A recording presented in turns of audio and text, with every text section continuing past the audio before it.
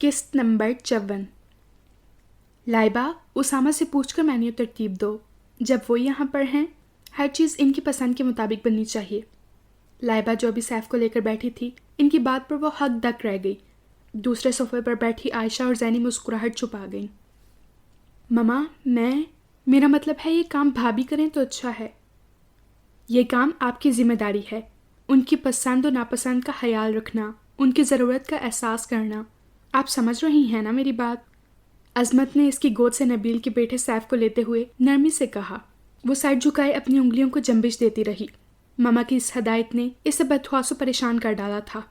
وہ کیا بتاتی کہ اس سر پھرے شخص کی پرچھائی سے بھی وہ خوفزدہ ہے۔ کل تک جس کی آنکھوں میں وہ اپنا عکس دیکھتی آئی تھی، اب اس کے لیے صرف سرد مہری و بیگانگی کے کچھ بھی نہیں ہے۔ اس کی آنکھوں نے بے وفائی اب کی ہے، وہ اس سے بدگمان و متنفر پہلے ہو گئی تھیں۔ آج کل تو لڑکیاں بوائے فرینڈز کے ساتھ ڈیٹ پر جانے کے لیے بھی اتنا نہیں سوچتی جس قدر تم ڈپریسڈ ہو اپنے ہسبینڈ کے پاس جانے کے خیال سے۔ عظمت سیف کو وہاں سے لے جاتے ہوئے عائشہ کو اشارہ کر گئی تھیں کہ وہ لائبہ کو سمجھائے، کیونکہ ان دونوں کے درمیان شدید گریز و تناؤ کو ان سب نے ہی محسوس کیا تھا۔ اسامہ ہاسپٹل میں کئی ہفتے رہا، پھر گھر آ گیا، اور اب یہاں آئی بھی سے دوسرا دن ہو چکا تھا، اور اس عرصے میں سب نے نوٹ کیا تھا کہ لائبہ اس کے قریب گئی تھی، نہ ہی اسامہ نے کبھی اس کی ضرورت محسوس کی تھی۔ یہ ایک ایسی بات تھی جس نے سب کو چونکا دیا تھا، کیونکہ وہ اسامہ کی پسند تھی۔ اس نے اپنی مرضی سے لائبہ کو منکوحہ بنایا تھا، پھر سب کی مخالفت، شدید ترین دشواریوں کے باوجود اس کے حق سے دستبردار نہ ہوا تھا۔ اور ان کی یہ بیگانگی اور سرد خاموشی کا مطلب یہی تھا کہ سب کے اچھے تعلقات سنوارتے ہوئے ان کے اپنے تعلقات پر برف جم گئی تھی، بدگمانیوں اور غلط فہمیوں کی۔ لائبہ، ہم سب نے محسوس کیا ہے تمہارے اور اسامہ بھائی کے درمیان کوئی غلط فہمی چل رہی ہے۔ وہ شاید تم سے خفا ہیں، ناراض ہیں۔ عائشہ نے اسے رسانیت سے سمجھانے کی کوشش کی تھی۔ میں نے کیا کیا ہے؟ میری تو بہت ٹائم سے ان سے بات نہیں ہے۔ واہ بھائی، کیا بات ہے۔ چلو، پہلے حالات ایسے تھے کہ معاملہ ڈانوا ڈول تھا، جو بھی فساد پھیلا تھا سب ہی واقف ہیں اس سے، وہ مٹ چکا ہے۔ اسامہ جسمانی طور پر جتنے گھائل ہوئے، زخم بھر گئے، لیکن ایک جو سانحہ ان سے چپک گیا اندھیروں کا، اب تو تمہیں ان کا ساتھ دینا چاہیے، ان کی دلجوئی کرنی چاہیے۔ ایسے میں تو غیر بھی قریب آ جاتے ہیں، اور تم ان کے شریک حیات ہوتے ہوئے بھی دور ہو۔ زینی کے لہجے میں اپنائیت بھری سرزنش تھی۔ لائبہ چپ رہی تھی۔ اتنا کچھ سننے کے بعد بھی خاموش بیٹھی ہو، اٹھ جاؤ نا۔ بھابھی، مجھ سے ان کا سامنا نہیں ہوگا، آپ سمجھے نا۔ اوکے، چلو میں لے چلتی ہوں۔ زینی نے جھٹ اس کا ہاتھ پکڑا اور اس کمرے کی طرف چل پڑی جہاں اسامہ ان دنوں رہائش پذیر تھا۔ اس نے بہت کہا وہ اسے کچھ وقت دیں تاکہ وہ ذہنی طور پر خود کو تیار کر سکے۔ زینی نے اس کی ایک نہ سنی تھی اور اسے کمرے میں دھکیل کر چلی گئی تھی۔ وہ خود کو سنبھالتی آہستگی سے آگے بڑھی تھی۔ کمرے میں بھاری پردوں کے باعث نیم اندھیرا تھا۔ اے سی کی کولنگ سے ماحول خوشگوار تھا۔ ایڈوانس نے فضا مہکایا ہوا تھا۔ کارپیٹ نے اس کے قدموں کی آہٹیں جذب کر لی تھیں۔ وہ آگے بڑھتے بڑھتے رک گئی تھی۔ وہ بیڈ کے وسط میں دونوں ہاتھوں پر سر رکھے بہت ایزی طریقے سے لیٹا چھت میں نصب فانوس کو دیکھ رہا تھا۔ لائبہ ہونکوں کی طرح کھڑی سوچ رہی تھی اس سے کس طرح مخاطب ہو۔ اس کشمکش میں اس کے ہاتھوں میں پڑے گولڈ کے وہ کڑے کھنک اٹھے تھے جو فوزیہ بیگم اماں کی ہدایت پر اس کے ہاتھوں میں پہنا گئی تھی۔ ان کا اثر فوری ہوا تھا۔ اس نے چونک کر اس کی سمت دیکھا تھا۔ وہ اس کی سمت ہی دیکھ رہی تھی۔ خوبصورت سحر انگیز آنکھیں جن پر عجیب رنگ تھے، چہرے پر بلا کی سنجیدگی۔ اس کی طرف دیکھتے دیکھتے اس کا دل دھڑک اٹھا۔ اتنی شوریدہ سری تھی دھڑکنوں میں کہ بے اختیاری اس نے سینے پر ہاتھ رکھا تھا۔ کیسی تھیں وہ آنکھیں؟ بلا کی حدیب و روشن آنکھیں، ہفا ہفا پرحدت آنکھیں، مایوسی، اداسی، رنجیدگی۔ وہ زندگی پا کر بھی اس سے دور نظر آ رہا تھا۔ اپنے چہرے پر اس کی نظروں کی تپش وہ محسوس کر کے بوکھلا اٹھی تھی۔ اسے یقین نہ آیا یہ روشنیوں سے بھرپور آنکھیں کس طرح اندھیروں میں ڈوب سکتی ہیں۔ ہو از؟ لمحے بھر میں اسے دوسرا جھٹکا لگا جب اس نے ٹٹول کر قریب رکھے سیاہ گاگلز آنکھوں پر لگاتے ہوئے دریافت کیا، اور شاک رہ گئی تھی۔ لمحہ بھر کی بل ہی وہ اس کی آنکھوں میں آنکھیں ڈالے اپنے تمام احساسات اس کی آنکھوں میں سراریت کر رہا تھا۔ افسردگی، غصہ، ملال، خفگی اور کیا کچھ نہ وہ آنکھیں کہہ رہی تھیں۔ کیا وہ فریب تھا؟ میری نگاہوں کا دھوکہ تھا؟ ہوں، آپ ہیں۔ خاموشی بتا رہی ہے آپ آئی نہیں، لائی گئی ہیں شاید، وہ بھی زبردستی ہی۔ وہی کاٹ ڈال لہجہ، وہی استضاعیہ انداز جو لائبہ کی روح تک کو مضطرب کر ڈالتا تھا۔ کوئی اور موقع ہوتا وہ دو بدو جواب دیتی، مگر اس وقت اس پارا صرف بندے کو پیرالائز دیکھ کر اس کے اندر کوئی بہت انوکھا سا احساس کروٹیں بدل کر بیدار ہونے لگا تھا۔ کیا ہوا؟ بہت اداس ہو؟ یا ازحد مسرت کی وجہ سے بھی بولا نہیں جاتا؟ خوشی کیسی؟ وہ آہستگی سے تحیر زدہ لہجے میں بولی۔ آپ پہلے ہی اس زبردستی بندھن سے چھٹکارا پانے کے صحیح میں تھیں، اب وقت نے جواز بھی فراہم کر دیا ہے، بھلا مجھ جیسے اندھے مرد کے ساتھ آپ؟ پلیز فار گاڈ سیک اس طرح نہ کہیں، میں ایسا نہیں چاہتی۔ اچھا، آپ ڈائیورس پیپرز پر جو چیپٹر کلوز ہو چکا ہے اسے کیوں اوپن کر رہے ہیں آپ؟ اس نے اس کے قریب بیٹھتے ہوئے کہا۔ اب کچھ نہیں بچا لائبہ، تمہیں پانی کی خواہش جتنی شدت سے پیدا ہوئی تھی اتنی ہی تڑپ تڑپ کر بے دم ہو گئی ہے۔ عشق وہ تالی ہے جو دونوں ہاتھوں سے بجتی ہے، زبردستی کسی کو ہم اپنا نہیں بنا سکتے، نہ کسی کا بن سکتے ہیں۔ اس کا لائبہ کو پکارنا ظاہر کر رہا تھا، وہ ازحد سنجیدہ و مزحمل ہے۔ میں نے اپنی زندگی بالکل سیدھی اور شفاف گزاری ہے، میرا راستہ سیدھا ہی رہا، کہیں دم بھر کو بھی میں نے شارٹ کٹ نہیں مارا، بیکاز میرے تمام جذبے، میری ساری خواہشیں صرف ایک ہستی کے لیے تھیں، میری لائف پارٹنر کے لیے۔ اب نہیں، مجھے تمہاری طلب نہیں رہی ہے، تمہاری رفاقت کی چاہ اب دل کو گوارا نہیں ہے، میں تمہارے سنگ سنگ چلنا چاہتا تھا، تمہارے تصور سے میرے اندر شگوفے پھوٹتے تھے، رنگوں کی بارش ہوتی تھی، روشنی ہوتی تھی۔ لائبہ بے آواز رونے لگی۔ دل اس کی محبت کا اسیر ہوا بھی تو ایسے وقت میں جب وہ متنفر ہو گیا تھا۔ پلیز میری بات بھی تو سنیں، اس نے بمشکل ہمت مجتمع کی۔ سننے اور سنانے کا وقت بیت گیا، اور تم مجھے کیا سناؤ گی؟ یہی کہ تم مجھ سے محبت کرنے لگی ہو، اب میرے ساتھ لائف سپینڈ کرو گی؟ لائبہ کی بھیگی آنکھیں استجاب سے اس کی طرف اٹھی تھیں۔ نامعلوم کس طرح وہ اس کی سوچوں تک رسائی پا گیا تھا۔ وہ یہ سوچ رہی تھی، یہی کہنے والی تھی۔ اسے لگا سیاہ شیشوں کے پارے سے اس کی نگاہیں سے گھور رہی ہوں۔ اس کے لبوں پر استضاعیہ مسکراہٹ تھی دھیمی سی۔ اس نے گھبرا کر نگاہیں جھکا لیں۔ مجھے قبول کر کے میرے اندھے پن کی تم لاٹھی بننا چاہتی ہو؟ مجھ پر ترس کھا رہی ہو؟ اپنی زندگی میرے کشکول میں ڈالنا چاہتی ہو؟ یک لخت اس کے لہجے میں درشتی دار آئی تھی۔ نہ، نہیں، ایسا کچھ نہیں ہے، آپ کو غلط فہمی ہو رہی ہے۔ لائبہ شدت سے رو پڑی تھی اس کے بدگمانی پر۔ خوش گمانی میں نہیں رہتا ہوں، غلط فہمی مجھے کبھی ہوتی نہیں ہے، please get out from here. اس کے لہجے میں اتنی قطعیت و ترشی تھی، وہ پھر وہاں رک نہ سکی تھی اور بھابھیوں سے چھپ کر کمرے میں آ کر رونے لگی تھی۔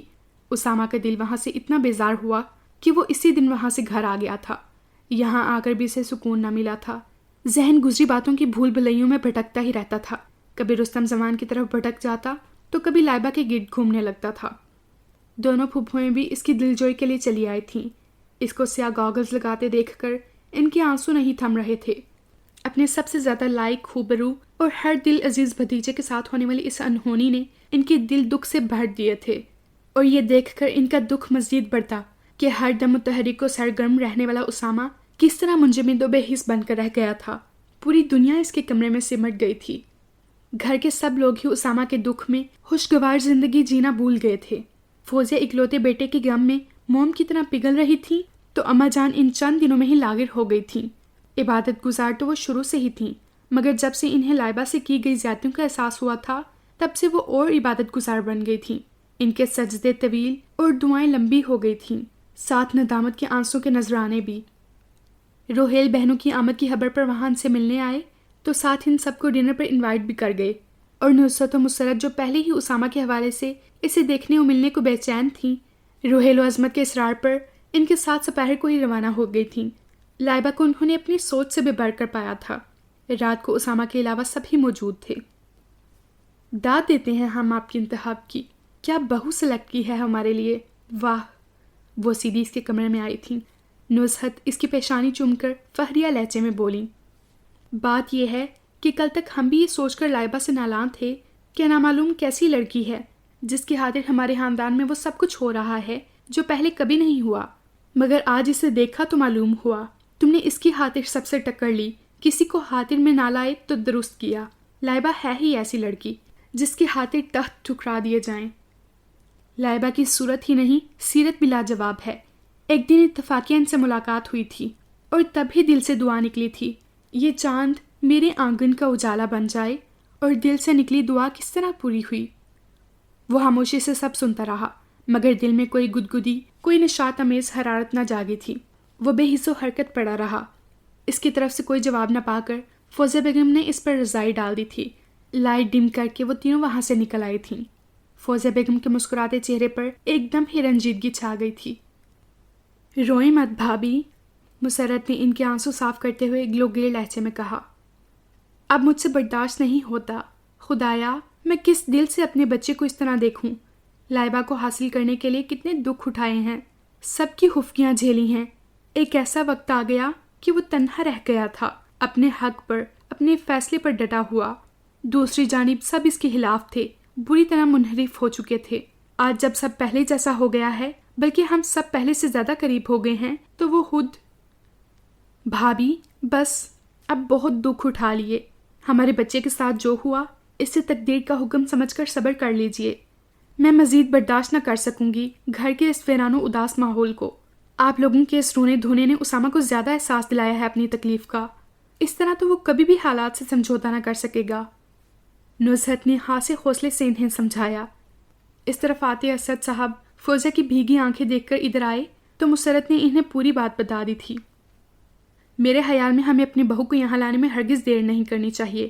لائبہ یہاں آئیں گی تو تمام اندھیرے روشنیوں میں بدل جائیں گے۔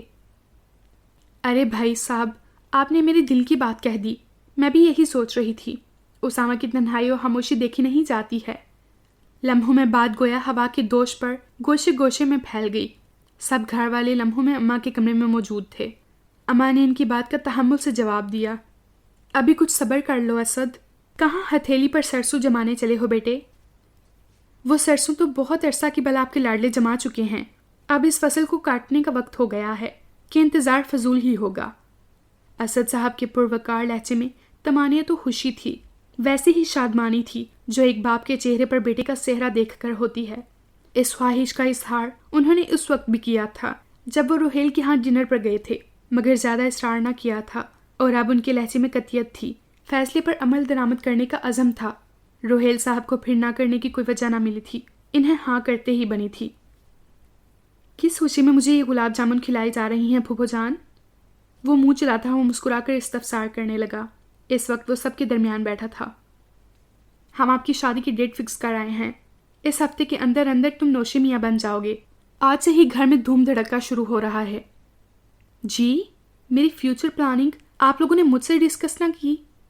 اس کے چہرے کی مسکراہٹ یکدم غائب تھی، وہ ازحد سنجیدہ ہو گیا تھا۔ آپ نے اپنی لائف کا انتہائی اہم ڈیسیژن لیتے وقت ہم میں سے کسی سے ایڈوائز لی تھی، ڈسکس کی تھی؟ اب بہو گھر لانے کے لیے بھی آپ کی پرمیشن کی ضرورت نہیں ہے۔ کیا ہم بالکل ہی بے بس و بے اختیار ہیں آپ کے معاملے میں؟ اسد صاحب اندر آتے ہوئے اس کی بات سن کر غصے سے گویا ہوئے تھے۔ میرا یہ مطلب نہیں ہے ڈیڈی۔ پھر کیا مقصد ہے؟ آپ کو خوش ہونا چاہیے، دل کی مراد برآ رہی ہے۔ میں ابھی تیار نہیں ہوں، میں فیل کر رہا ہوں نکاح کرنے کا میرا فیصلہ بالکل درست نہ تھا۔ اس کے بکھرے لہجے میں اعتماد ٹوٹنے کی کرچیاں تھیں۔ یہ گریز و اجتناب فرار کی راہ کیوں چل رہے ہو اسامہ؟ مجھے افسوس ہے، یہ فیصلہ مجھ سے جلد بازی میں ہوا اور غلط ہوا۔ اس کا انداز ہنوز افسردگی و بےقلی سے لبریز تھا۔ مائسان، پہلی بار کوئی فیصلہ آپ سے بالکل درست اور بہت بہترین ہوا ہے۔ مجھے فخر ہے آپ کے کردار پر، مجھے ناز ہے آپ کی چوائس پر۔ لائبہ میں وہ تمام گٹس ہیں جو میں اپنی بہو میں دیکھنا چاہتا تھا۔ تعلیم یافتہ، با کردار، باشعور، مخلص و خوددار بہویں ہی بے مثال خاندان کو پروان چڑھاتی ہیں۔ یہ پہلی بار ہوا تھا کہ اسد صاحب نے سب کے سامنے اس کی پسند کو سراہا تھا، کھلے دل سے تعریف کی اس کی، اور بڑی اپنائیت سے اسے گلے لگایا تھا۔ اسامہ کو اپنی سماعتوں پر دھوکے کا گمان ہو رہا تھا، اسے یقین نہ آ رہا تھا ڈیڈی بھی کبھی اتنی بے تکلفی سے اسے پیش آئیں گے۔ بچپن سے وہ اس سے فاصلے پر رہے تھے، بے شک محبت تو وہ اس سے بے حد کرتے تھے، مگر اس ہار سے ہمیشہ گریز کیا تھا، اور یہ ان کی حکمت عملی کا ہی بھرم تھا کہ بگڑنے اور گمراہ ہونے کے تمام مواقع ملنے کے باوجود وہ آج کریکٹر وائز اسٹرانگ تھا، اور لائبہ کی چاہ کی بھی تو شرعی طریقے سے اس کو پایا تھا۔ اماں جان، بہت معذرت کے ساتھ میں ایک حقیقت سے پردہ اٹھانا چاہتا ہوں۔ جس کام کے لیے جھوٹ کہا گیا وہ اللہ کی مہربانی سے پایا تکمیل ہو چکا ہے۔ وہ اماں اور پھر سب کی طرف دیکھتے ہوئے مسکرا کر گویا ہوئے اور اسامہ کی طرف بڑھے۔ بیٹا جان، آپ بھی اب ایکٹنگ بند کیجیے، یہاں بھی آپ نے کمال کر دیا ہے۔ انہوں نے ڈرامائی انداز میں اسامہ کے گاگلز اتارتے ہوئے کہا۔ دوسرے لمحے اس کی ہیروں کی طرح روشن روشن آنکھیں سب کے سامنے تھیں۔ کمرہ ارے واہ کی مسرت بھری تحیر زدہ آوازوں سے گونج اٹھا تھا۔ اسامہ اماں جان سے لپٹ گیا تھا۔ یہ سب کیا تھا؟ ہماری محبت و ممتا کو آزمانے کا کیسا ڈھونگ تھا؟ خوشی و خفگی ان کی آواز میں لرز رہی تھی۔ اسامہ کو وہ سینے سے لگائے ہوئے تھیں۔ میں تہہ دل سے معافی چاہتا ہوں اماں جان، یہ میرے حکم پر ہوا تھا۔ آپ کی خفگی بجا ہے، بہت کٹھن وقت گزارا ہے آپ سب نے اس دوران۔ سنتے ہیں جب جان پر بن جائے تو حرام بھی حلال ہو جاتا ہے، اور وہ جھوٹ جھوٹ نہیں رہتا جو کسی نیکی و اچھائی کے لیے بولا جاتا ہے، اسد صاحب کہہ رہے تھے۔ فوزیہ بیگم اسامہ کے بازو کے حصار میں خوشی کی آنسو بہا رہی تھیں۔ آپ کے دل میں لائبہ کی محبت بیدار ہو جائے، آپ اس کو قبول کر لیں، یہی مقصد تھا میرا۔ حالانکہ صاحبزادے راضی نہ تھے اس ڈھونگ پر، مگر کیا؟ صاف کہو، تم جیسے جلاد سے باپ کا حکم کیسے ٹال سکتا تھا میرا بچہ؟ خیر، جو ہوا اچھے کے لیے ہوا۔ لائبہ میرا خون ہے اور لہو تو خود پکار اٹھتا ہے، منوا لیتا ہے خود کو۔ مگر یہ سب ہماری توہین ہے، تم نے ہمیں بے وقوف بنایا ہے۔ غصاہی معاف اماں جان، سوچیں آپ نے اسامہ کی کنڈیشن ویک ہونے کے باوجود بھی لائبہ کو ایکسیپٹ نہیں کیا تھا۔ اس وقت ہمارا خاندان بکھرنے ہی والا تھا، بھائی سے بھائی جدا ہونے والا تھا۔ ادھر لائبہ کو قبول نہ کرنے کی ضد کی جا رہی تھی تو ادھر زینی کو یہاں بھیجنے کی تیاریاں ارشد کیے بیٹھا تھا۔ ایسے میں مجھے یہی نظر آیا۔ اسد درست کہہ رہے ہیں اماں، آپ کو اور ہم سب کو جو تکلیف ملی وہ یقیناً اتنی بڑی خوشی پا کر مٹ گئی ہے، مگر جو ہونے والا تھا اگر ہو جاتا تو اس سانحہ کا تدراک ناممکن تھا۔ خاندان بننے میں صدیاں لگتی ہیں اور ٹوٹنے میں لمحہ کافی ہوتا ہے۔ اسد سے بڑے اختر نے ان کی بھرپور حمایت کرتے ہوئے اسامہ کو سینے سے لگایا تھا۔ سب ہی اس سے گرم جوشی سے مل رہے تھے۔ اماں جان کا موڈ بھی اچھا ہو گیا تھا۔ اور تمہیں کیا سزا دوں؟ اپنے باپ کی اس سازش سے مجھے آگاہ نہ کر سکتے تھے چپکے سے؟ بڑی پھوپھو نے اس کے قریب آ کر اس کا کان پکڑ کر کہا۔ سازش ہی جب آپ لوگوں کے خلاف تھی تو آپ کو کس طرح آگاہ کیا جا سکتا تھا؟ اسد صاحب کی خوش مزاجی عروج پر تھی، وہ ہنسنے لگی تھیں۔ اسامہ خوشگوار حیرت سے اسد صاحب کو دیکھ رہا تھا۔ اتنا خوش و مطمئن اس نے انہیں کبھی نہ دیکھا تھا۔ لائبہ شمیر کے ساتھ اس کے دوست کی پارٹی میں گئی تھی، وہاں دیر ہو گئی تھی۔ شمیر ایمرجنسی کال آنے پر اسے گیٹ پر ڈراپ کر کے چلا گیا تھا۔ وہ اندر آئی تو وہاں گہما گہمی دیکھ کر حیران ہوئی۔ عائشہ اور زینی ملازمہ سے کچن صاف کروا رہی تھیں۔ بہت لیٹ ہو گئی، کیسی رہی پارٹی؟ عائشہ نے مسکرا کر پوچھا۔ اچھی تھی، مگر یہ اتنی کراکری کی یوز ہوئی ہے۔ کون سے گیسٹ آئے تھے؟ بڑے خاص مہمان آئے تھے، گیس تو کرو۔ زینی مسکرائی اور اس کے دل کی دھڑکنیں عجیب انداز میں دھڑکنے لگی تھیں، چہرہ متحیر ہو گیا تھا۔ اوئے، تم اتنی گھبرا کیوں گئی ہو؟ عائشہ نے آگے بڑھ کر اسے سہارا دیا تھا۔ کہاں سے آئے تھے مہمان؟ وہ ان کا ہاتھ تھام کر صوفے پر بیٹھ گئی تھی۔ تمہارے سسرال والے آئے تھے، تمہیں لے جانے کی ڈیٹ فکس کرنے کے لیے۔ زینی نے ارشد کے سنگ دل رویے کا اس سے بدلہ لیا تھا، کیونکہ وہ ارشد کی اس سے محبت کو سمجھتی تھی کہ وہ بہن کی خاطر اس کو اگنور کر رہا ہے۔ پھر جب حالات معمول پر آ گئے تو اسے لائبہ کے بے قصور ہونے اور اپنے رویے کی بدصورتی کا پوری طرح سے ادراک ہوا، اور اس نے تہہ دل سے اس سے معافی مانگی تھی۔ اب ان میں دوستی تھی، وہ کچھ نہ کہہ سکی۔ آنسو خاموشی سے اس کی آنکھوں سے بہنے لگے تھے۔ عظمت بیگم نے سگی ماں کی طرح ہی اپنی آغوش میں سمیٹ کر اس کے ساتھ آنسو بہائے تھے۔ نبیل کتنی دیر تک اسے سینے سے لگائے محبت لٹاتا رہا تھا۔ عائشہ، زینی سب سے لپٹ کر اس نے آنسو بہائے تھے۔ دل ان سے جدا ہونے کو تیار نہ تھا۔ اسامہ جب ہاسپٹل میں تھا، موت سے جنگ لڑ رہا تھا، تب میں نے تمہاری آنکھوں میں وہ سب پڑھ لیا تھا جو تم کبھی بھی خود سے نہ اظہار کر پاتی، کہ جو تعلق زبردستی سے بندھا تھا اس رشتے سے تم پر اس مشرقی لڑکی کی طرح وابستہ ہو گئی تھی، جو نکاح کے 3 مقدس لفظوں میں بند کر اپنی شریک حیات کی ہو جاتی ہے۔ اور اسی وقت میرے دل سے اسامہ کے خلاف تمام نفرت، غصہ و کبیدگی ہوا ہو گئی تھی۔ میری خواہش ہے تمہیں اب غم کبھی چھو کر نہ گزریں، خوشیوں سے تمہارا دامن بھرا رہے۔ ارشد نے محبت سے اس کے آنسو صاف کرتے ہوئے سمجھایا تھا۔ وائٹ پیلس کا گوشہ گوشہ بقیہ نور بنا ہوا تھا۔ ہر سو رنگوں روشنیوں کی بہاریں جگمگا رہی تھیں. مہمانوں کی آمد و رفت شروع ہو چکی تھی اور شادی کے ہنگامے جاگ اٹھے تھے. وہ بیک سائڈ سے اپنے کمرے کی طرف بڑھا تھا. اندر جا کر آہستگی سے گیٹ لاک کیا تھا. کار کی چابی سائڈ ٹیبل پر رکھی تھی. خود صوفے پر بیٹھ گیا تھا. اس کے چہرے پر فکر تھی. ساحرہ کی ہدایت پر وہ بینک گیا تھا جہاں لاکر سے ویڈیو کی بجائے ایک لفافہ ملا تھا جو اسے الجھا گیا تھا. صوفے پر بیٹھتے ہی اس نے کوٹ کی جیب سے وہ لفافہ نکال کر چاک کیا اور اس کے ہاتھ میں مہکتا ہوا ایک گلابی کاغذ آ گیا تھا. میرے جذبوں کو پاکیزگی، نگاہوں کو حیا کا پیام دینے والے میرے محسن، تسلیمات. مجھے معلوم ہے آپ کو جب یہ لیٹر ملے گا میرا ناپاک وجود یہ دنیا چھوڑ چکا ہوگا. مجھ جیسے زر پرست زندگی کو عیش و عشرت میں گزارنے کی شیدائی اپنے حسن پر نازاں عورت کا یہی انجام ہوتا ہے. فرش سے عرش پر پہنچنے کے لیے میں نے رستم زمان جیسے عمر رسیدہ مگر دولت مند شخص سے شادی کی اور تھوڑے عرصے بعد ہی اس کے اصل رنگ میں دیکھ لیا. میں نے اس کی دولت سے مروب ہو کر اس کو اپنایا اور اس نے میرے حسن، میری کم عمری کو اپنے مفاد میں سیڑھی بنایا تھا. اور جہاں رشتے محبت و خلوص کے تحت نہیں مفاد کے لیے جوڑے جائیں تو نفرتیں دلوں میں پروان چڑھنے لگتی ہیں، اور جب ایمان کمزور پڑ جائے، ضمیر سو جائے تو حلال و حرام کی تمیز باقی نہیں رہتی.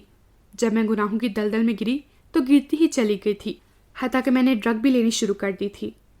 30 سال بعد میں اپنی کہانی اپنے رفیق کو سنا رہی ہوں تاکہ میری روح مرنے کے بعد بھی تشنا نہ رہے.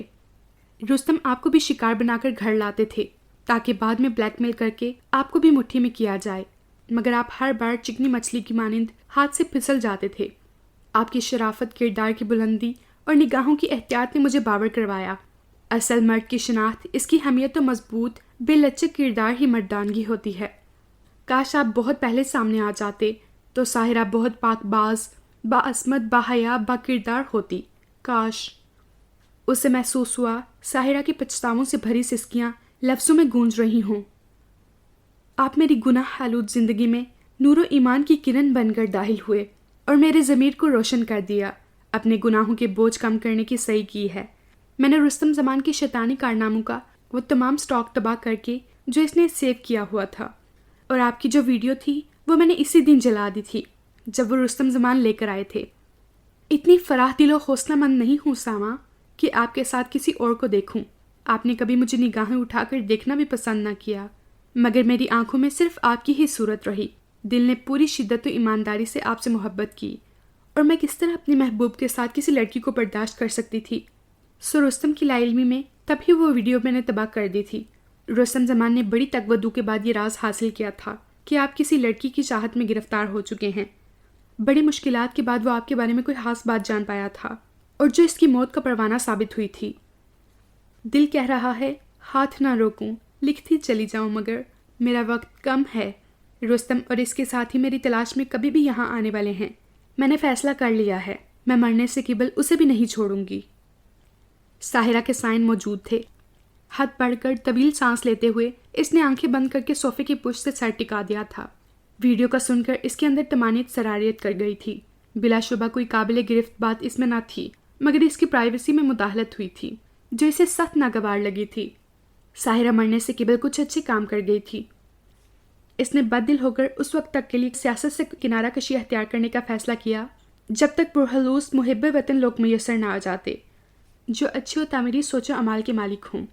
اور اسے یقین تھا وہ بہت دیر سے ہی صحیح مگر ایسے لوگوں کو ڈھونڈ نکالے گا جو پاکستان سے محبت کرنے والے پاکستان کے حقیقی نمائندے ہوں گے. اس نے انٹرکام پر عبدل کو چائے کا کہا اور ہاتھ اس نے لائٹر سے بیسن میں جلا کر بہا دیا. ابھی وہ ہاتھ دھو کر واش روم سے نکلا ہی تھا کہ دروازہ ناکڈ ہوا تھا. اس نے دروازہ واک کیا تو سامنے لائٹ بلیو ساڑی میں خوش باش سی نزت کھڑی تھی. کہاں غائب تھے؟ گھر میں شادی کے ہنگامے مچے ہوئے ہیں اور آپ اتنے لاتعلق کو پرواہ ہیں، گویا شادی آپ کی نہیں پڑوس میں کسی کی ہو رہی ہو.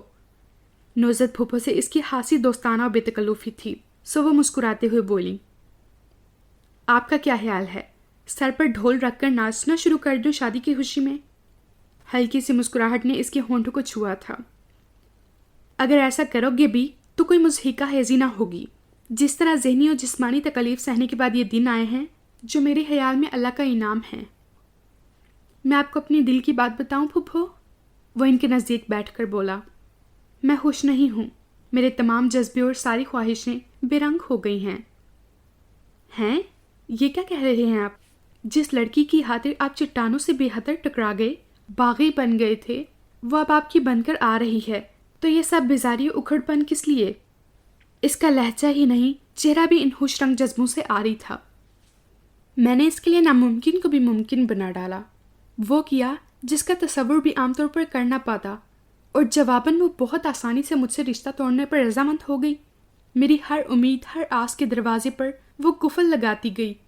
اگر وہ میرے ساتھ فیئر ہوتی تو دنیا چھوڑ دیتی، لیکن میرا ساتھ چھوڑنے کی کبھی تمنا نہ کرتی۔ یہ میرے جذبے ہیں، میری چاہتوں کی طاقت ہے جو وہ یہاں آ رہی ہے۔ اسامہ میری جان، وہ لڑکی ہے، اور لڑکیاں کمزور ہوتی ہیں۔ تم نے کھل کر جنگ کی اور آج فاتح محبت کہلا رہے ہو۔ اس میں آدھے سے زیادہ لائبہ کی ان دل سے نکلی خاموش دعاؤں کا بھی اثر ہے جو اس نے سب سے چھپ کر مانگی۔ دس از ناٹ فیئر پپو جان، یہ فاؤل ہے، آپ اس کی سائیڈ مت لیں۔ اس کا بگڑا موڈ کسی طور پر درست نہ ہو کے دے رہا تھا۔ نزہت نے سنجیدگی سے کہا، پھر کیوں تماشا کر رہے ہو؟ سب کو دھوکہ دے رہے ہو، انکار کر دو۔ کیوں زندگی تباہ کر رہے ہو اپنی اور اس اچھی لڑکی کی جو نامعلوم کتنے سپنے سجا کر لا رہی ہے؟ پیچھے ہٹ جانا میری فطرت نہیں ہے، اسے رہنا تو میری پراپرٹی بن کر ہی ہے۔ لیکن اس طرح بدگمان دل سے آپ اسے کیا دیں گے؟ وہ سب کچھ جو دستور دنیا ہے، علاوہ محبت کے۔ اس کے چہرے پر مغرورانہ چمک تھی۔ اچھا، بکواس کرنے کی ضرورت نہیں ہے بالکل بھی۔ بارات والے دن سے قبل اپنے دماغ میں بھرا یہ ہناس نکال دو تو بہتر ہے۔ شادی کے دوسرے دن سب سے پہلے میں لائبہ سے معلوم کروں گی، اور اس سے میں نے کوئی ایسی بات سن لی تو یاد رکھنا میں بھائی جان کو سب بتاؤں گی، اور جواب میں جو آپ کی درگت بنائیں گے سب کے سامنے تو آپ عمر بھر یاد رکھیں گے۔ فاؤل، آپ نے اتنی جلدی پارٹی بدل لی ہے؟ وہ نہ چاہنے کے باوجود ہنس پڑا۔ پارٹی نہیں بدلی ہے، حق بات کہہ رہی ہوں۔ لائبہ بہت سیدھی و معصوم ہے۔ جی میں جانتا ہوں، وہ جلیبی کی طرح سیدھی اور فاکس کی طرح معصوم ہے۔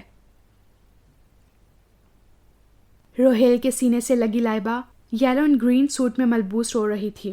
ان کی بھی آنکھیں نم تھیں۔ شدت جذبات کے باعث وہ کئی دنوں سے اس کا سامنا نہیں کر رہے تھے۔ آج اس کی رخصتی کا دن تھا۔ وہ چند گھنٹوں کے مہمان تھے اس گھر میں۔ وہ یہ سوچ کر چلے آئے تھے، ڈیڈی اتنی جلدی جدا کر رہے ہیں آپ مجھے؟ میں نے ابھی آپ کو دل بھر کر دیکھا بھی نہیں ہے۔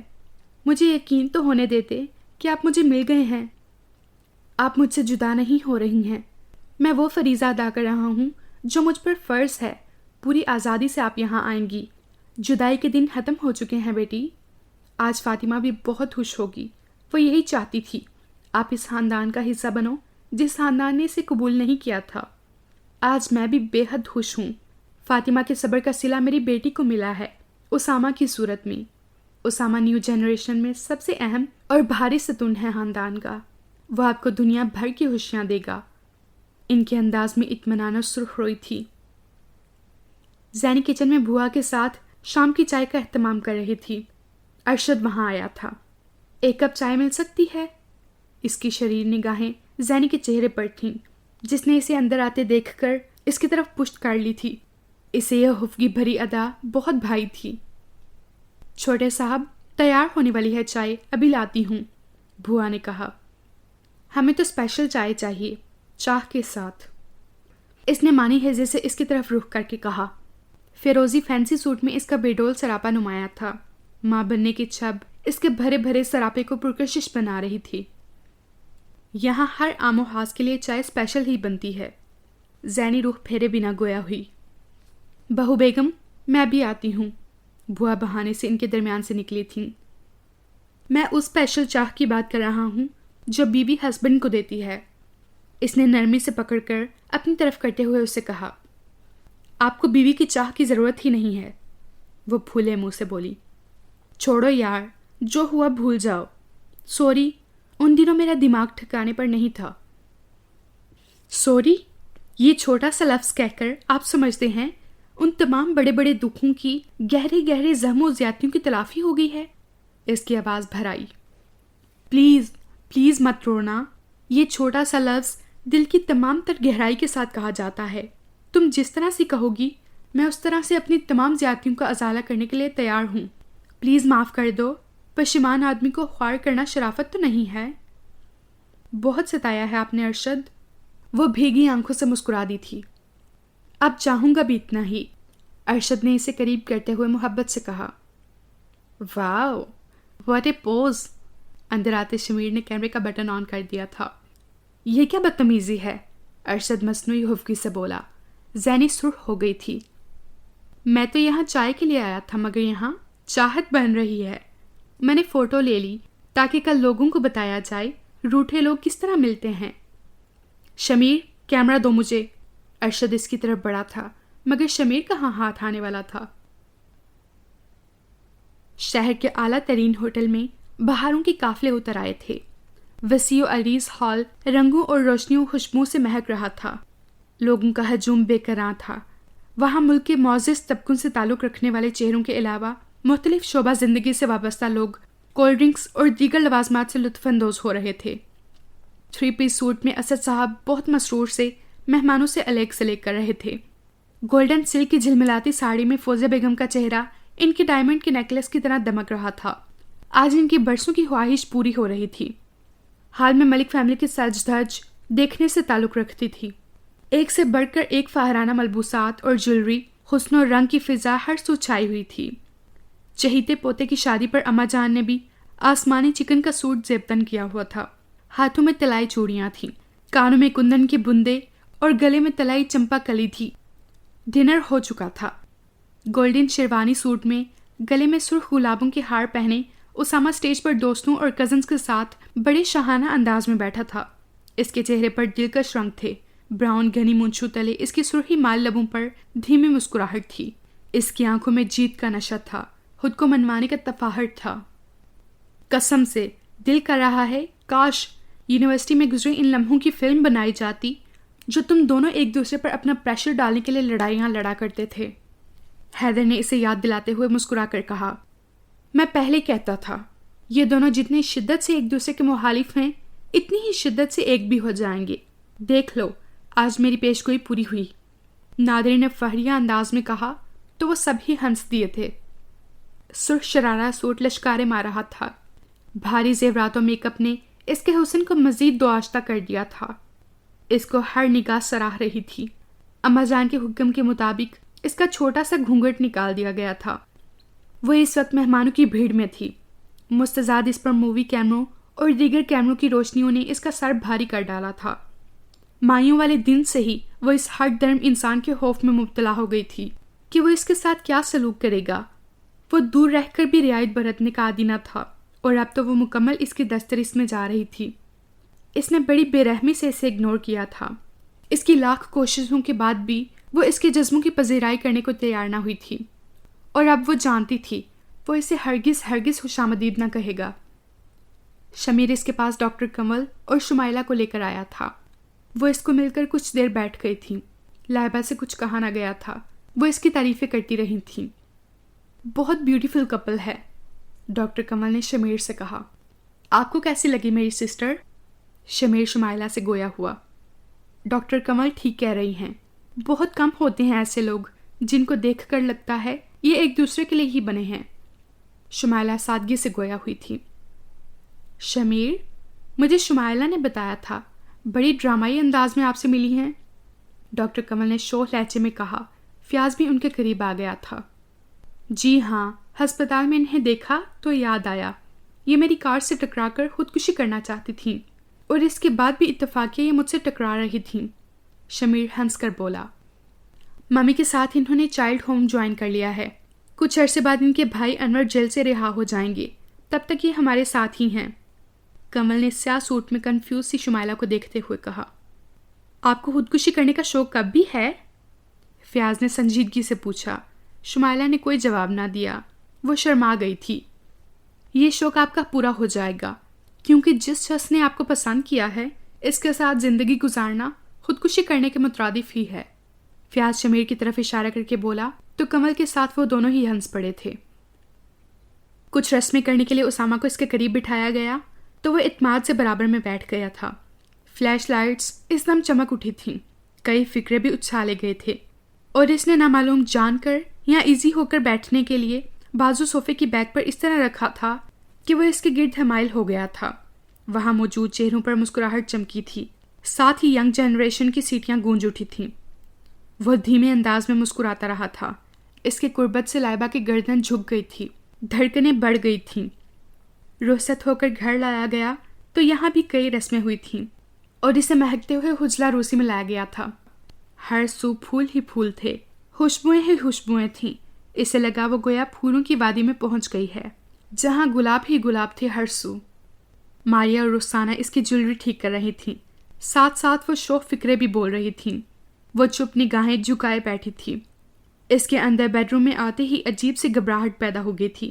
اب کوئی راہ فرار نہ تھی، کوئی گوشہ ایسا نہ تھا جہاں وہ اس سنگ دل سے روپوش ہو جاتی کہ بالکل ہی اس کی دسترس میں آ چکی تھی۔ اب وہ فاتح تھا۔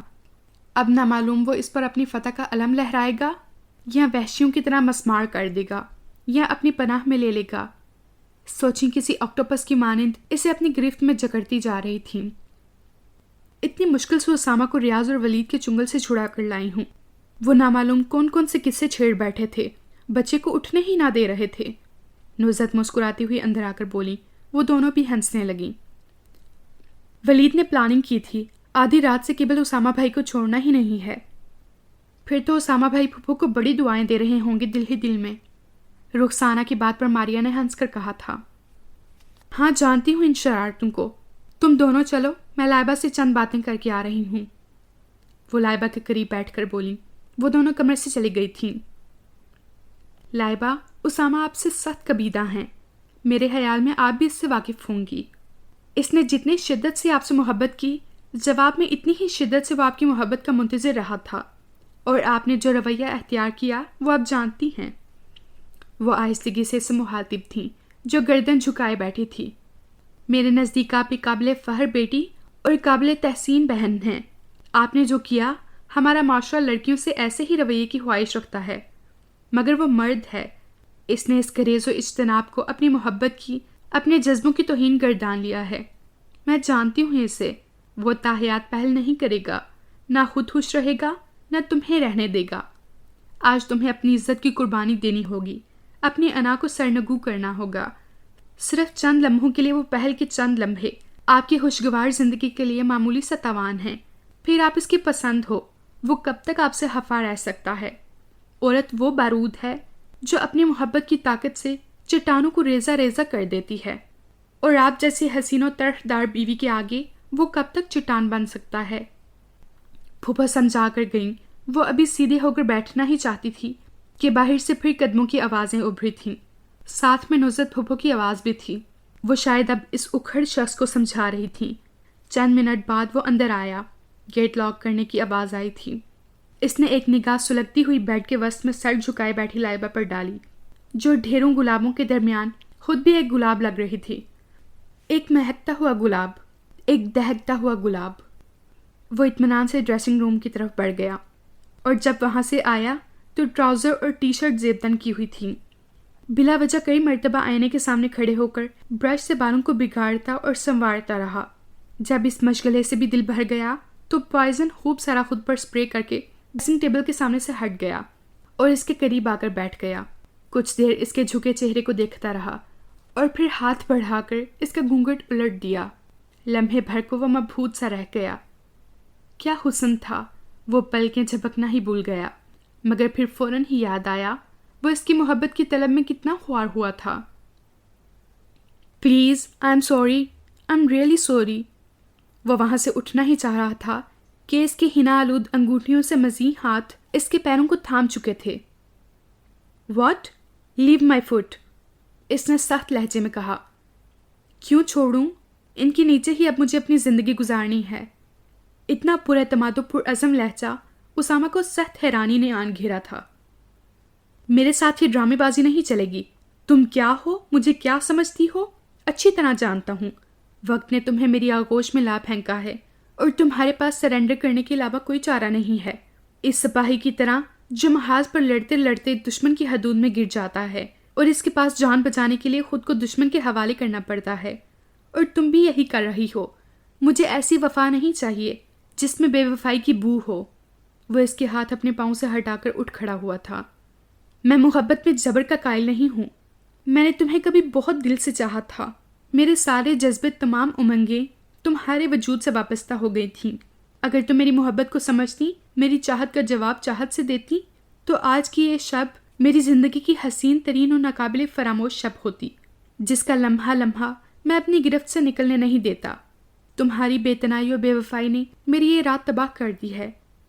وہ اس کی جانب دیکھے بغیر سرد مہری سے کہہ رہا تھا۔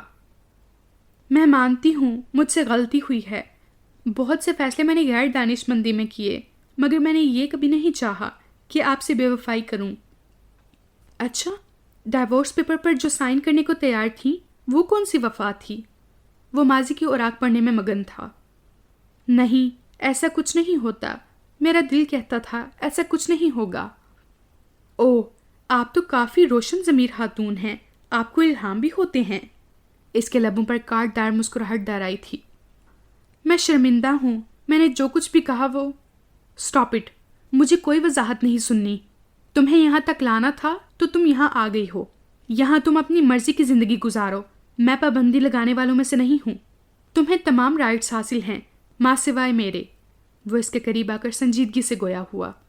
اس کا کٹھور پن کم ہونے کی بجائے بڑھتا جا رہا تھا۔ لائبہ جو بہت ضبط و حوصلے سے اس کی سختی اور ترشی برداشت کر رہی تھی، نصحت پھوپھو کی نصیحتوں نے اس کے حوصلوں کو جلا بخشی تھی۔ کچھ وہ جب ایمانداری سے اسامہ کے مطابق فیصلہ کرنے بیٹھی تھی تو اس کے دل سے صدا اٹھی تھی۔ اس نے اس کے ساتھ بہت زیادتیاں کی ہیں اور اس نے سوچا تھا وہ اس کو منائے گی، اپنی چاہت کا یقین دلائے گی، لیکن اب معلوم ہوا سوچنا کتنا سہل ہے اور عمل لوہے کی چنے چبانے کے برابر۔ ماں تانسو بہاؤ، میں نہیں چاہتا میری زندگی کی اس شب کی ابتدا آنسوں سے ہو۔ میں ماں سوائے محبت کے تمہاری ہر خواہش پوری کرنے کا پابند ہوں۔ وہ اس کی ڈبڈبائی آنکھیں دیکھ کر فوراً بولا۔ لائبہ خاموشی سے ڈریسنگ روم کی طرف بڑھ گئی۔ اندر آ کر اس نے آہستگی سے ایک ایک کر کے جویلری اتاری تھی اور اس بھاری بھرکم شرارہ سے نجات پا کر ناٹی میں اسے سکون ملا تھا۔ کمرے میں آئی تو وہاں نائٹ بلب کی خواب آور روشنی پھیلی ہوئی تھی۔ کمرہ خالی تھا، باہر ٹیرس کا دروازہ کھلا ہوا تھا۔ اس نے اپنے لمبے گھنے بال پشت پر کھلے چھوڑ دیے تھے۔ برش کر کے خاصی دیر بعد جب وہ اندر نہ آیا تو وہ دبے پاؤں ٹیرس پر آ گئی۔ وہ وہیں کھڑا تھا، ریلنگ سے ٹیک لگا کر۔ اس کی جانب اس نے مڑ کر بھی نہ دیکھا تھا، کسی ضدی بچے کے مانند کھڑا آسمان کو تکتا رہا تھا۔ وہ اسے دیکھتی رہی۔ آسمان پر چاند بادلوں سے آنکھ مچولی کھیل رہا تھا۔ لان کی لائٹ صاف تھیں، البتہ رنگین کمکمے جگمگا رہے تھے۔ ہوا خوشگوار تھی۔ وہ اس وقت اس بچے کی مانند لگ رہا تھا جو ضد کر کے اپنے من پسند کھلونے کو حاصل کرتا ہے اور حاصل شدہ کھلونے سے ہی ضد کرنے لگتا ہے۔ کیوں اذیت دے رہے ہیں؟ اپنے ساتھ ساتھ مجھ کو بھی۔ اس نے آگے بڑھ کر اس کی پشت سے چہرہ ٹکا دیا تھا، مگر وہ تو پتھر بن گیا تھا۔ اس کو دور کر کے اندر چلا آیا تھا اور وہ بھی پیچھے آ گئی تھی۔ میں ان ہتھ کنڈوں میں آنے والا شخص نہیں ہوں۔ اگر مرد کو جسم کی طلب ہو تو اس کو اجسام کی کمی نہیں ہوتی، ایک اشارے پر سینکڑوں مل جاتے ہیں۔ وہ اس کی آنکھوں میں دیکھتا ہوا لفظ جما جما کر بولا۔ میری طلب محبت ہے، بے لوث و بے غرض۔ اسامہ ملک نے ہمیشہ نفس کو پاؤں تلے کچلا ہے۔ ہوس پرستی میرے سرشت میں موجود نہیں ہے۔ لائبہ کو لگا وہ کسی پستی میں گرتی چلی گئی ہو۔ اس کی محبت کو وہ کیا رنگ دے رہا تھا؟ اس کی چاہت کو کن جذبوں میں تول رہا تھا؟ اس کی پیش قدمی کو وہ کون سی طلب سمجھ رہا تھا؟ وہ اپنی انا، خودداری اور حیا کو تھپک کر اس کے لیے آگے بڑھی تھی کہ وہ اسے اپنی محبت کا یقین دلانا چاہتی تھی۔ اس کے شفاف جذبوں کو وہ کن معنی میں لے رہا تھا؟ توہین و بے عزتی کے مارے وہ کانپ اٹھی تھی اور ایک دم اس سے دور ہوئی تھی۔ آپ نے کہا تھا جس ساگ میں آپ چلتے رہے ہیں، اس ساگ کا راستہ عبور کر کے میں آپ تک آؤں گی، اور آج میں وہ آگ جھلس کر آپ تک آئی ہوں۔ اپنی انا، اپنی خودداری سب جلا کر آئی ہوں، تو آپ مجھے کال گرل سمجھ رہے ہیں؟ جسٹ شٹ اپ، کیا بکواس کر رہی ہو؟ تمہیں احساس ہے؟ وہ ناگواریت سے غرایا۔ آپ کو احساس ہے آپ نے کیا کہا ہے ابھی؟ میں نے کیا غلط کہا ہے؟ اسے متوحش دیکھ کر وہ نرمی سے گویا ہوا تھا۔ بہت پراؤڈ ہے آپ کو اپنے آپ پر، اپنے کریکٹر پر۔ مارے غصے کے وہ بھول گئی کہ وہ اس وقت کہاں اور کس کے سامنے کھڑی ہے۔ اسامہ نے قدرے چونک کر اس کی طرف دیکھا۔ نیلنگو روشنی میں اس کے چہرے کی رنائی نمایاں تھی. پنک نائٹی میں سڈول سراپا بہت پرکشش تھا. آف کورس، دیکھ لو اس رات بھی میں تم سے کتنے فاصلے پر ہوں. یک لحظ اس کے لہجے میں شوہیاں در آئی تھیں. بتاؤ نا، تمہیں میرے کریکٹر پر شک ہے؟ کب تم نے مجھ میں کوئی خرابی دیکھی؟ اب وہ بڑے استحقاق سے اس کے قریب بیٹھ گیا تھا. اس کے مزاج کا موسم بدلتا دیکھ کر لائبہ سے پھر بولا ہی نہیں گیا. اس کی نظروں کے بدلتے رنگ اس کے دل کی دھڑکنیں بڑھانے لگے تھے. وہ اس کا ہاتھ پکڑ کر بھاری لہجے میں بولا، چھوڑو ان لڑائی والی باتوں کو، بہت لڑ چکے ہیں ہم. ابھی آپ کچھ ذکر کر رہی تھیں، کس انا و خودداری کے بھسم ہونے کا، کس الفت و چاہت محبت کا. اس نے اس کے حنا آلود ہاتھ اپنی آنکھوں پر لگاتے ہوئے ہمارا آلود لہجے میں پوچھا. لائبہ شدت سے لرز گئی تھی خود کو اس کی گرفت میں دیکھ کر. کیا ہوا؟ ابھی تو آپ ہاسی ایکشن میں تھیں. رومانٹک ڈائلاگز بھی آپ نے کہے تھے. Please one more again. اس نے اسے بازوں کے اثار میں لیتے ہوئے سرگوشی کی تھی. یہ محبت نہیں ہے. وہ اس کی جسارت پر سراسیما تھی. محبت یہ وہ نہیں ہوتی، محبت صرف محبت ہوتی ہے. پلیز چھوڑے مجھے. اس کے سمیٹتی ہوئی گرفت سے وہ متوحش ہوئی. اگر تمہیں چھوڑنا ہوتا تو یہاں تک لانے کی ضرورت ہی نہیں تھی مجھے. اوکے ریلیکس سویٹ ہارٹ، ابھی مجھے تم سے بہت ساری باتیں کرنی ہیں. اپنے بازوں سے اسے آزاد کرتا ہوا وہ بیڈ پر نیم دراز ہو گیا تھا. اس کے چہرے پر اسے پا لینے کی الوہی چمک پھیل گئی تھی. اس کی محبت کے دل کو گمان مل گیا تھا. افتخار انکل کی فیملی کل یہاں آ رہی ہے نا؟ اس نے موضوع بدلنا چاہا. اس وقت صرف اپنی باتیں کرو یار. اس نے مدہوش انداز میں اس کے بال بکھیرے. کون سی باتیں؟ اس کی تمام خود اعتمادی ہوا ہو چکی تھی. اظہار محبت، اظہاری چاہت و وفا کی باتیں، تاکہ میری محبت کو یقین مل جائے کہ میری محبت یک طرفہ نہ تھی، اس میں تمہاری محبت کی کشش بھی شامل تھی. وہ اسے بازو میں لیے بیڈ پر بیٹھ گیا. پلیز میرا اعتبار کریں. اس کی مہکتی قربت اس کے اوسان ہٹا کر رہی تھی. ہاسا بے اعتبار سا بندہ ہوں. میری آنکھوں میں آنکھیں ڈال کر اقرار کرو تو مانوں. اس کا شرمایا بوکھلایا بے بس انداز اسے شوہیوں پر اکسا رہا تھا. یار دیکھو نا ایک نظر میری طرف. نہیں؟ اچھا کوئی ڈائلاگ ہی بول دو. میں خاموش تھا تو بہت چہک رہی تھیں. اب میدان چھوڑ کر بھاگ رہی ہو، اور میں بھاگنے نہیں دوں گا. بڑی مشکلوں سے ہاتھ لگی ہو. ایکٹنگ تو آپ بھی بے حد ایکسیلنٹ کرتے ہیں. کتنا عرصہ بے وقوف بنایا سب کو اندھے بن کر ڈرامہ کر کے. میری باتیں آپ کو ڈائلاگ لگ رہی ہیں؟ اپنے بارے میں کیا خیال ہے؟ اس نے دھیمے سے مسکراتے ہوئے کہا. وہ ہنس کر بولا، بہت نیک خیال ہے، اور اطلاعاً عرض ہے دوسروں کو بے وقوف بنانے والے خود بڑے احمق ہوتے ہیں، جیسے میں. ساری زندگی اندھے پن کی سزا کے طور پر تم کو بھگتنا پڑے گا. اس نے چہرے پر مسکینیت طاری کی. اماں جان نے میری اندھی تنہائی کے خیال سے ہی تو اتنی جلدی رخصتی کا پلان بنایا تھا. وہ گویا آرزدگی کا شکار تھا. اچھا، کیا کہا آپ نے؟ وہ جھٹکے سے اس سے دور ہوئی تھی. میں آپ کے لیے سزا ہوں. اماں جان نے آپ کو سزا دی ہے. ہاں سزا ہو، اتنی حسین و دلکش سزا جس کو پانے کے لیے زندگی بار بار بھی ملے تو کم ہے مائی لو. اس نے مسکراتے ہوئے اس کے کومل وجود کو اپنے بازو میں سمیٹ لیا. لائبہ کے لبوں پر آسودہ مسکراہٹ چھاتی چلی گئی. اسے یقین ہو چکا تھا اس کے نصیب کی ساری ہزائیں اپنا وجود کھو بیٹھی تھیں، اور جیون اب بہاروں کے سنگ سنگ شاداب و سدا بہار ہو چلا تھا.